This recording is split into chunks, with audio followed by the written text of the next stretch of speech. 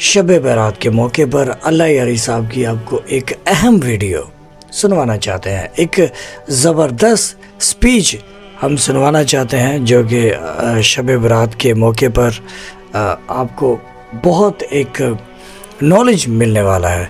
تو ویڈیو کا آغاز کرتے ہیں، بسم اللہ۔ اگر دیکھیں ہماری زندگی اور ہے، ہم لوگوں کی جو زندگی ہے نا، یہ ہم صرف نام میں اہل بیت علیہ السلام کی شیعہ ہیں، ہم حقیقت میں عمل میں نہیں ہیں۔ اہل بیت طاہرین علیہم الصلاۃ والسلام نمازوں میں وہ حضور قلب کے ساتھ نماز پڑھتے تھے اور شیعوں کو حکم دیتے تھے کہ نماز میں اس طرح کھڑے ہو جاؤ جیسے تمہارا آخری نماز ہے، اور جب جیسے تم مر گئے ہو دنیا میں واپس آئے ہو، اب بہتر عمل کرنے اس طرح نمازیں پڑھا کرو، اور رات کو نماز شب پڑھا کرو، تہجد پڑھا کرو، اس میں سجدے کیا کرو، اس میں رویا کرو اللہ کے سامنے۔ اگر انسان یہ کام کرے اور پھر توبہ کرے، پھر یہ انسان کی زندگی بالکل چینج ہو جاتا ہے، آپ کا پرسپیکٹو بدل جاتا ہے، پھر آپ کے دل میں اللہ کی محبت آ جاتی ہے، ٹھیک ہے نا۔ یہ اللہ کی جو محبت ہے، یہ ایک عجیب عجیب عجیب عجیب عجیب اعجاز ہے، عجیب نور ہے، یہ ایک عجیب عجیب برکت ہے اللہ کی محبت، اوکے۔ اور اہل بیت علیہ السلام کی محبت ایک اور انداز سے پھر آپ کے دل میں آئے گی اگر آپ کیا کریں، اگر آپ توبہ کریں خلوص دل سے، روزانہ توبہ کریں، شب رات کی تاریکی میں توبہ کریں، گریا کریں، زیادہ گریا کریں، روئیں اللہ کے سامنے۔ اہل بیت علیہ السلام کی جو دعائیں ہیں نا توبہ کے لیے، صحیفہ سجادیہ میں، اس کو پڑھیں، اللہ سے معافی مانگیں کہ میں تو بہت میں نے غلطی کی ہے، میں خطا کار رہا ہوں، اللہ تو کریم ہے، تو میرا رب ہے، میں چھوٹا تھا تو مجھ پہ احسان کرتا تھا، تو نے میرے والدین پہ احسان کیا، رب ہم پورا ہمیشہ تیرے احسان، بلینز تیرے احسان رہے ہیں، اور میں ہمیشہ ناشکر گزار رہا ہوں، اب بھی ناشکر گزار ہوں، اب یہ میرا توبہ، اب یہ بھی صحیح نہیں، یا اللہ تو قبول فرما، تو چارہ کر، میں تو بے چارہ ہو چکا ہوں، میں تو کچھ نہیں کر سکتا، میں تیرے عذاب کے مستحق ہوں، جہنم جان۔ اس طرح توبہ کرو، یہ بار بار کیا کرو، سمجھ میں آ رہی نا بات آپ کو۔ اہل بیت علیہ السلام خود جو ہے وہ روتے تھے اپنے نمازوں میں، گریا کرتے تھے۔ جب یہ کریں گے، جب آپ اللہ کے سامنے توبہ کریں گے، آپ کے دل میں ایک نور آئے گا، اور یہ نور اس وقت جائے گا جب آپ گناہ نہیں کریں گے۔ جو ہی آپ گناہ کریں گے، میوزک سنیں گے، غیبت کریں گے، کسی کو برا بلا کہیں گے، مال حرام کہیں گے، پھر وہ فوراً ختم ہو جائے گا، وہ چلا جائے گا، وہ نور اسی وقت ختم ہو جاتا ہے یہ۔ لیکن اگر آپ ہمیشہ اس کی خیال رکھیں، کہ یہ اس کو میں نے جانے نہیں دینا، یہ نور جو آیا نا، یہ میرے اندر جو لائٹ آئی ہے، اس کو میں نے جانے نہیں دینا، یہ تو بہت ہی قیمتی ہے، یہ جو اللہ کی محبت ہے میرے وجود میں، اہل بیت علیہ السلام کا جو محبت ہے، یہ اس کو میں نے جانے نہیں دینا۔ کیسے چلی جاتی ہے؟ وہ گناہ کرنے سے، غفلت ہونے سے، بھول جانے سے، گندہ ہونے سے۔ گندہ یعنی انسان گناہ، گندگی ہے نا، نجاست۔ یہ ویڈیو آپ نے ملاحظہ فرمایا، ہمیں تو جب یہ ویڈیو میرے پاس آیا، میں نے اس ویڈیو کو دیکھا تو مجھے تو ایک روحانی سکون اور ایک بہت اچھی انفارمیشن معلومات ملی۔ اچھا، ایک اور بھی ویڈیو آپ کو دکھانا چاہیں گے۔ ایک بڑے اہم سوالات ایک شخص نے اللہ یاری صاحب سے کیے کہ قرآن پاک اردو میں جو ہے وہ کب چینج ہوا اردو میں، اور یہ جو شیخ عبد القادر جیلانی ہے، صوفی پیر ہے اہل سنت کا، اس کے بارے میں انہوں نے بہت اچھا سوال پوچھا، وہ بھی لازمی ویڈیو دیکھیے گا، اور اس میں بھی آپ کو کافی معلومات اور انفارمیشن ملنے والی ہے۔ باقی یہ جو ابھی آپ نے ویڈیو دیکھی شب برات والی، اس کے بارے میں بھی آپ بتائیے گا کامنٹ باکس میں۔ ویڈیو کا آغاز کرتے ہیں، یہ والی ویڈیو، بسم اللہ۔ حسن بھائی، سوال یہ ہے کہ پاکستان میں 1906 میں پہلی بار قرآن عربی سے اردو میں آیا، تو اس سے پہلے جو لوگ قرآن پڑھتے تھے، کیا ان کو سمجھ آتی تھی کہ اللہ کا کلام کیا ہے؟ اور دوسرا سوال یہ ہے، اس حوالے سے رہنمائی فرمائیں کہ سنی حضرات یہ کہتے ہیں کہ جو غوث اعظم ہیں عبد القادر جیلانی، وہ امام حسن علیہ السلام کی اولاد میں سے ہیں، اور اسی حوالے سے اس کو یہ پرومنٹ کرتے ہیں کہ جی کیونکہ سنیوں کے پاس کوئی ایسا ہے ہی نہیں، امام تو ہے ہی نہیں، تو وہ امام ادھر ادھر سے اٹھاتے ہیں، رائٹ۔ تو انہوں نے اپنا ایران عراق میں عبد القادر جیلانی کا معاہدہ اٹھایا، پھر 11ویں کی تشریف فرما دی، ہر مہینے 11ویں کی دودھ اور دہی چلتی ہے، بلا بلا بلا۔ تو یہ بتائیں کیا عبد القادر جیلانی جو ہے وہ امام حسن علیہ السلام کی اولاد میں سے ہیں؟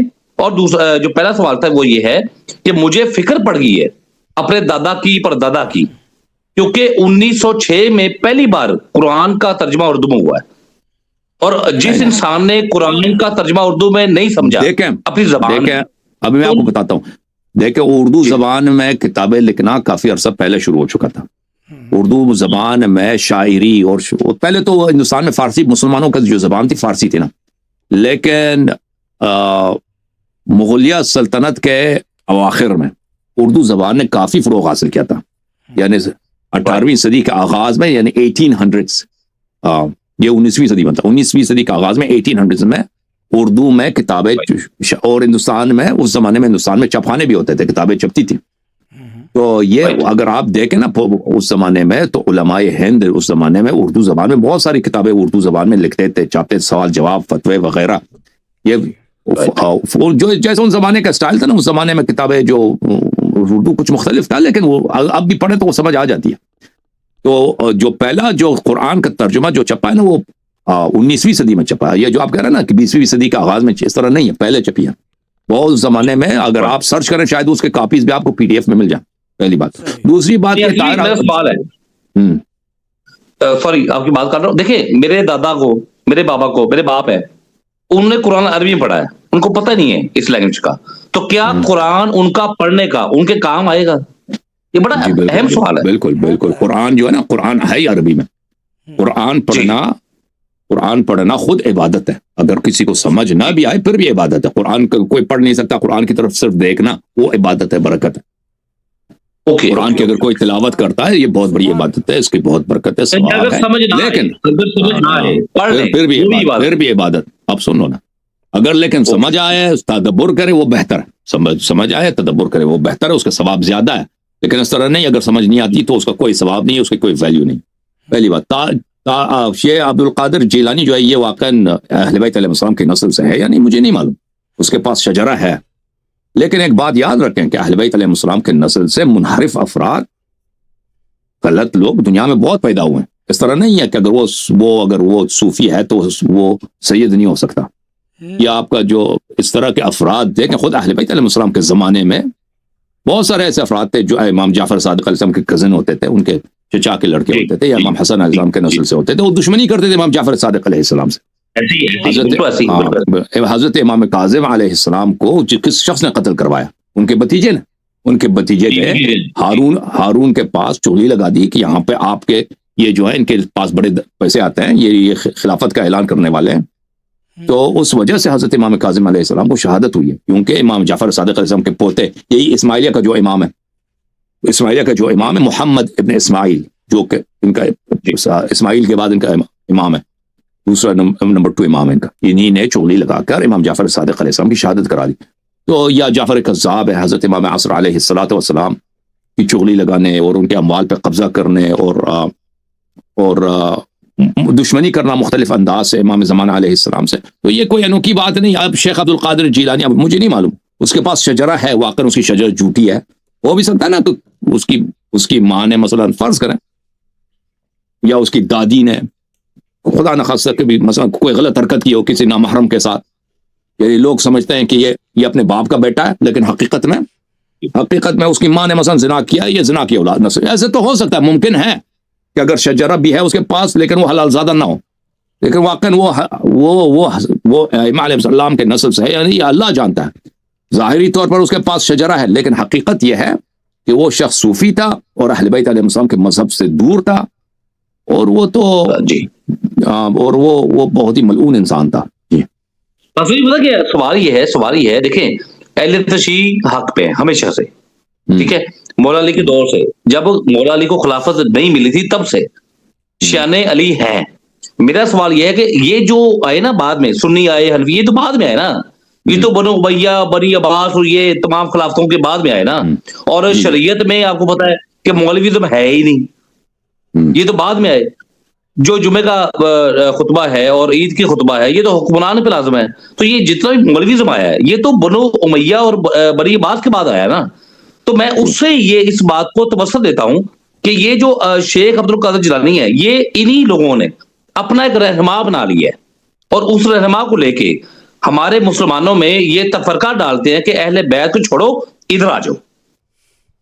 جی جی بالکل بالکل صحیح فرما, بالکل بالکل. اہل بیت علیہ السلام کے علاوہ جو بھی جیسے زیدیہ ہیں, اسماعیلیہ ہیں یا صوفیہ ہیں جو پیشوا بنے, اب یہ ابو بکر, عمر, ابو حنیفہ, یہ بنی امیہ, بنی عباس, یہ سب کے سب منحرف ہیں, دین کے حق سے دور ہیں. اللہ آپ کو عزت دے. خدا حافظ. اللہ کو جزائے خیر دے. سرفراز بھائی, یہ ویڈیو دیکھ کر آپ کو کیا انفارمیشن ملی؟ ہمیں تو یہی انفارمیشن ملی کہ حضور اکرم صلی اللہ علیہ وآلہ وسلم فرماتے تھے کہ میرے بعد میرے 12 جانشین ہوں گے, ان کی پیروی کرنی اور قرآن کی پیروی کرنی, یعنی کہ قرآن اور اہل بیت کی پیروی کرنی.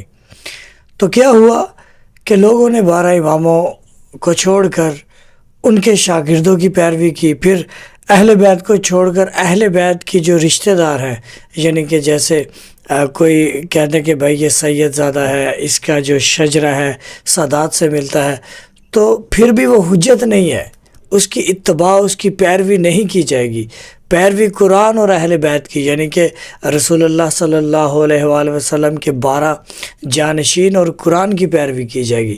رسول کے بعد جو 12 امام فرماتے ہیں, جو رسول اللہ صلی اللہ علیہ وآلہ وسلم کی سنت ہے, ان کی احادیث ہیں, جو قرآن کا فرمان ہے, جو قرآن کہتا ہے, اس کی پیروی ہوگی, نہ کہ اہل بیت کہ رشتہ داروں کی پیروی ہوگی اور وہ غلط بھی کہیں اور ہمیں ماننا چاہیے.